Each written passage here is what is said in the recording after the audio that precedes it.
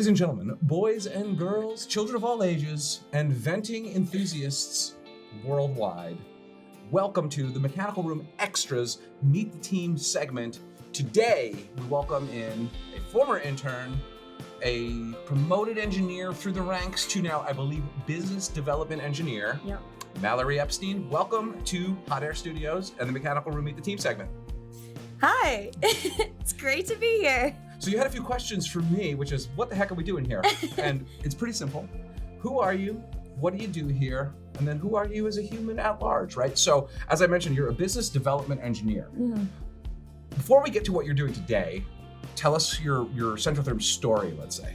Yeah, so it's kind of funny because I'm kind of one of the OG Centrotherm people here. I started here in 2019 as an engineering intern. So I did my summer internship going into my senior year of college. I studied mechanical engineering and I did my engineering internship here. It's cool. I did manufacturing, 3D printing, a lot of testing things. But I always had my lunch break with the sales team, so you can remember. I do remember, as a member of the sales team, I recall fondly. I always went upstairs, had lunch with all of you guys. It was a really cool internship. I learned a lot. There's this funny story of me with a sledgehammer out on the shop floor. Do you remember when I had to take apart everything that was welded? They just gave me a sledgehammer and I was just like beating onto that. I don't know. I also remember curling you in the Air Excellent hockey bag. Yes, that was when I started full time. So I guess going back to everything. So my Centrotherm journey started 2019 as an engineering intern. We were pretty small, maybe like 30 people-ish back then. And then they asked me to come back full time when I graduated, and I started as an applications engineer on the sales team. So I was doing like takeoffs and vent bombs and that kind of stuff.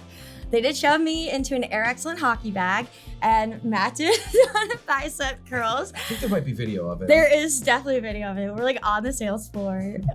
It's great. So that was super fun. I'm from Albany anyway, so it was just a good fit for me and everything. And I moved out to Boston a year and a half ago and was promoted to a business development engineer. So I moved from the inside sales team to the outside sales team. And that's where I am today. I'm in Boston on the outside sales team as an engineer. And even though you're a Red Sox fan, we allowed you on the program anyway. If people are watching our Monday message, both you and Miss Alex over there have what is probably my favorite one.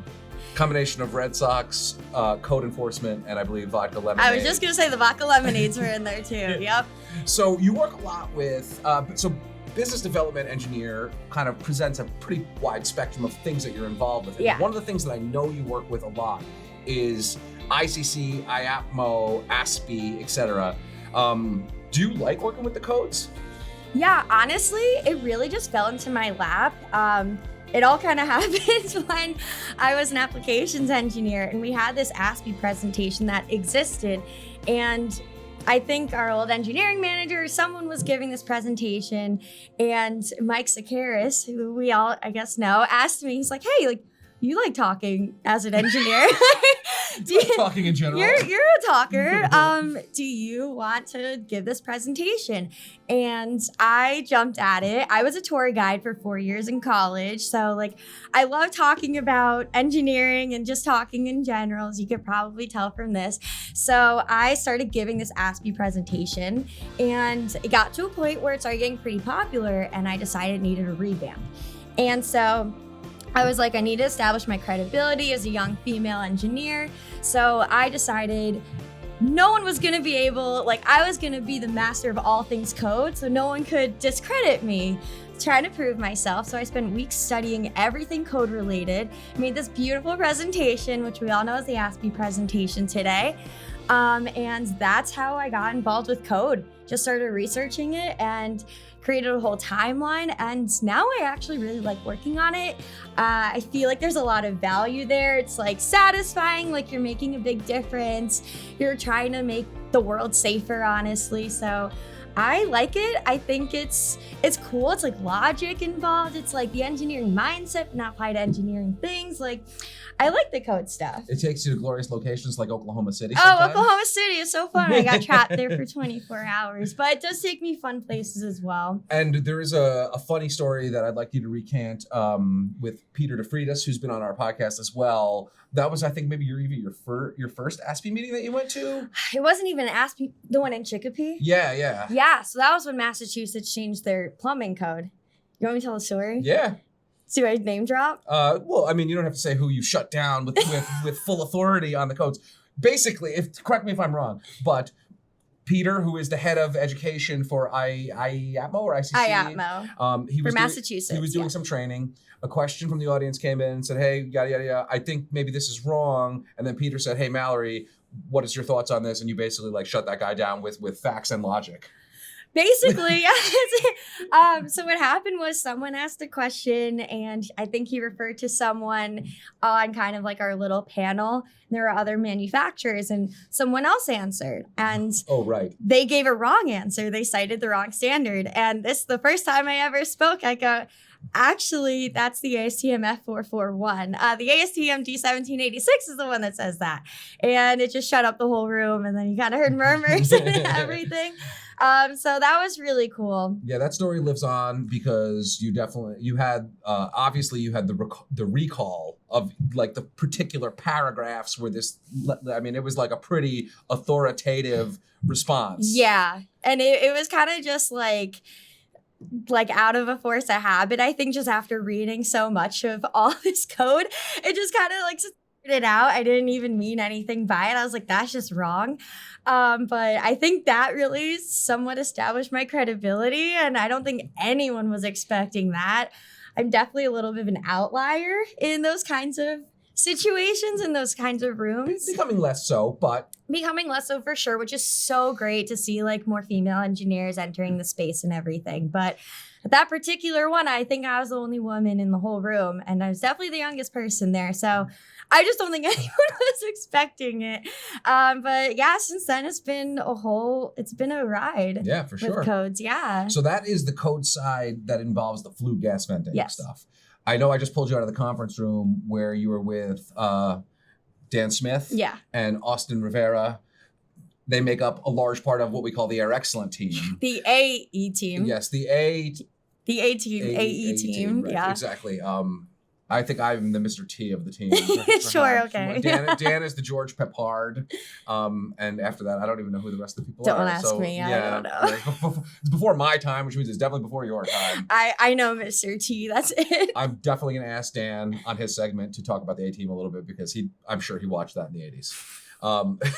So what are the projects like down the pipe right now with Air Excellent, which is, of course, our air management system? So we're doing some cool research and testing with Air Excellent. I really try to push for more of the sustainability side of it and the research. I wrote a white paper last year about the energy efficiency. And actually we did that whole submission for, what was it, net zero homes? It was. In Canada. We placed 4th in the whole country, like after those big names. But to be fair, the country was Canada. They have monopoly money. It doesn't matter.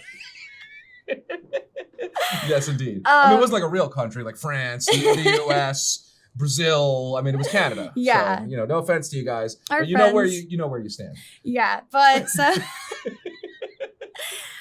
so I do a lot more like sustainability research with it, energy efficiency, things like that. Spread the good word of energy savings, I guess, and green everything. Accurate air distribution. Exactly. Indoor air quality, Right. Really big on that. So I really love working with that product line because it's great for the environment and it's great for your actual health.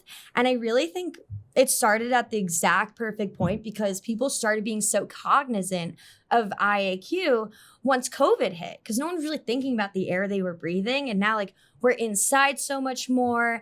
And, COVID is it's an airborne, it's transmitted through the air. So you need to have constant ventilation. So part of the research we did was shows with continuous ventilation with HRVs, you decrease your chance of getting COVID by 47%. and cool things like that. So it's a good product line to work with. I feel like I'm adding a lot to it. But again, it's just great to work with something that's good for the planet's health and people's health.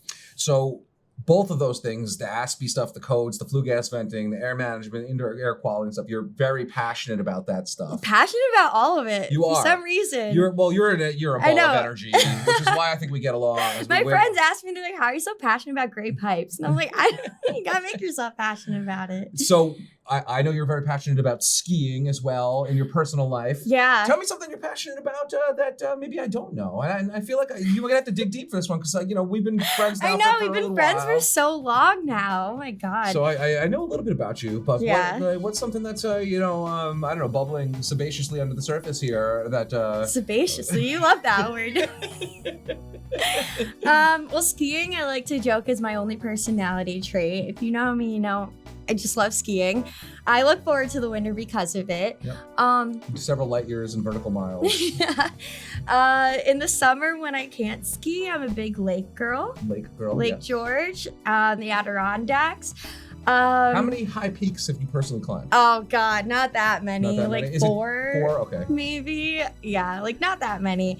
I've done some of the lower ones too, but I've also I've hiked Mount Olympus when I studied abroad in Greece. That was a 2-day hike. I hiked Mount Doom when I studied abroad in New Zealand. So those are the two coolest hikes I've done. Mount Doom was an active volcano.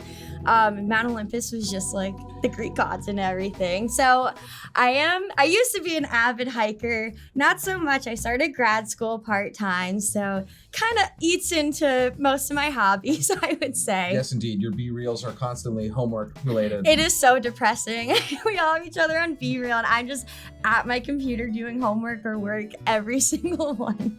Everybody else is watching TV, and you're deep in the throes of like algorithmic equations, thermonuclear physics. I'm not doing that. Aeronautical, experimental design, all of that stuff, right? I assume that's what you're doing. Not at all. Oh, I'm sorry. It's just great pipes.